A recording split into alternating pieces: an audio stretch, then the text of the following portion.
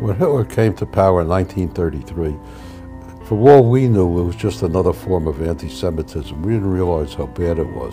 March 1938, all of a sudden, my Gentile friends from school became my enemies. We really became aware of it when the Nazi Bund got started here. And they used to have meetings at a Bund. And of course, what they would come up with is kill all the Jews, get rid of them, and all that stuff. And that's when we became aware of it. I was born also in Vienna, Austria. We lived in the same building that my husband lived in, a floor below, although we were children at the time. And we came to the States in '39. But I, as a kid, when we heard that there was a Bund meeting, we would cut Hebrew school. The first thing we did is, once they got out of sight, we punctured their tires. I mean, I recalled the joy I had of sticking a screwdriver into their tires. Then in August, my number came up. My parents took me to Le Havre, the port city in France, and I boarded the ship to come to America.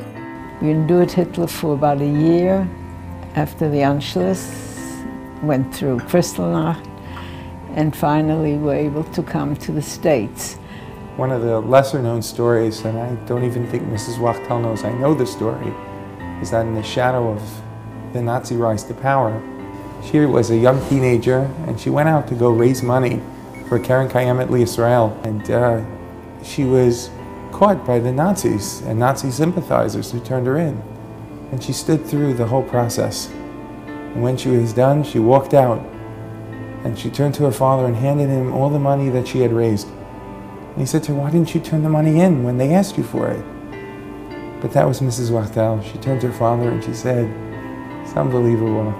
That's not my money. And it certainly didn't belong to the Nazis." I joined the US Army because I was patriotic. I felt I have to pay back the American government for letting me come to America. One day, one of my lecturers came up to me and says, "You know, you speak with a strong German accent. What are you doing here? We don't need you here. We have a much more important place for you."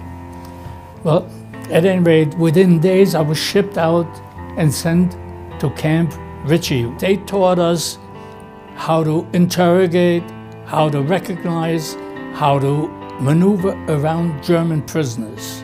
That was our job. I landed 3 days after D-Day on Omaha Beach. We landed in France, and as I landed with other compatriots, other soldiers, climbing down the rope ladder on the side into boats that took us to the actual coast of France, bodies swimming in the water, in the ocean, floating yet. Landing on the beach, there were bodies still all over, it was not cleaned up. The word came that the American army liberated Dachau and the British liberated a camp up further north in Germany. So I figured, let me see what it's all about. I took the Jeep, I went to Dachau, and it was a sight can't describe. When Hitler came around, first they took me to work in the city. Later on, they took me to concentration camp. This was very tough. No food, beating. You have to work very hard. And sleeping conditions were tough. Everything was very tough. Concentration camp is something which shouldn't happen ever to nobody. Words fail me because there were bodies all over. The people that were able to walk couldn't even walk. They were hobbling along. Their mere strength was just to see us and to jubilate that they finally see freedom. We were in a place called Kamyanka, where over 20,000 Jews. When we were liberated, we were 22 or 23 Jews left from over 20,000. Very tough. They killed every day. I was young and strong and willing to work, so this maybe helped a little bit. So I approached some of them, and when I started to talk Polish, and then one word led to the other, and then Yiddish, they were exuberant. Here's an American soldier who speaks Yiddish, who is Jewish, and what can you do? What can we give you? What can we give them? We couldn't give them anything because they were so undernourished that any kind of food that we would have given them would instantly put them down. All right, after a few days, I befriended 3 of them, 3 Polish DPs. I set those 3 guys up, and eventually they became human beings again. One of them, it turned out later, was a silversmith in Poland. And out of gratitude, he formed a silver candlestick, 2 of them, silver candlesticks for me, and gave them to me as a present, being thankful for what we did for him. I think that's really what our shul is all about. Gemilas Chesed, selflessness, and grand community. I think that's what makes the Wachtels such special leaders about our community. From the youngest ages, they've always been able to really lead by example. Until today, I look forward to seeing Mr. Wachtel first in shul. Always a good word. And I think in many ways, that's what's great about the Pinskers also. I don't think it's a surprise that Yossi sits right behind Mr. Wachtel, picking up right where Mr. Wachtel leaves him a chance to go from, one right after the other. We're very grateful to be beneficiaries of the foundation that was laid by the Wachtels and others like them who have lived in the community for a long time. That's what the Pinskers are about. There's nothing that Yossi and Shaindy are not involved in. Everything that we do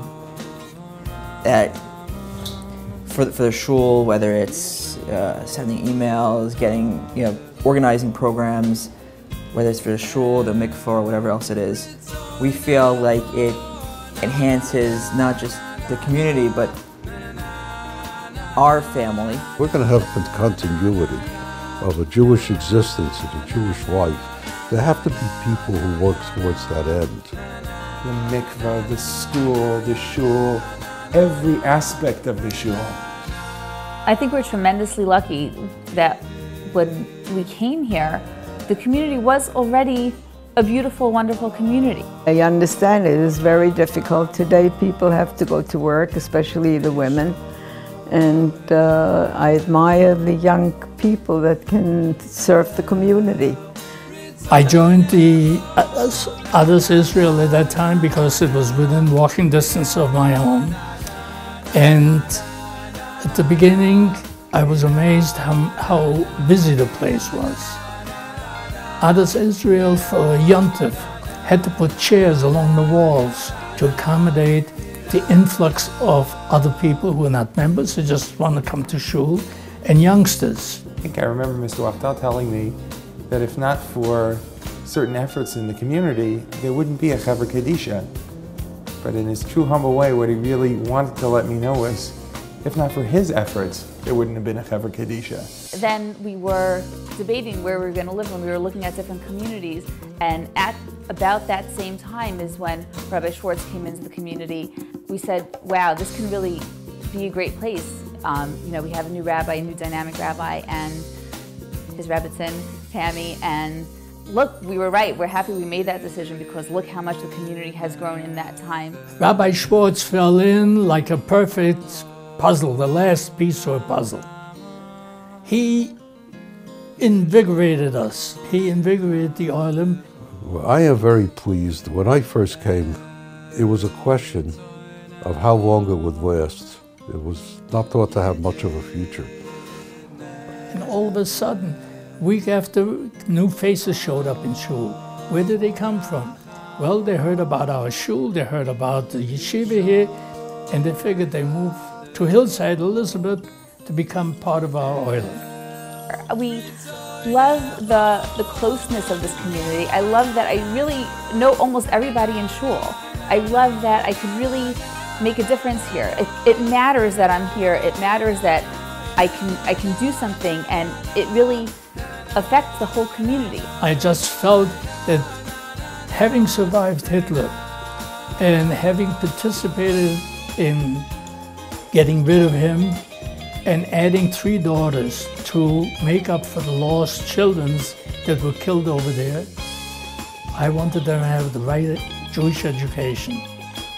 Just the kindness of the people and the shul and the school, and we felt that it would be such a great place to raise our children. And I'm happy for them that they get to grow up here. I think it's a really wonderful place to live.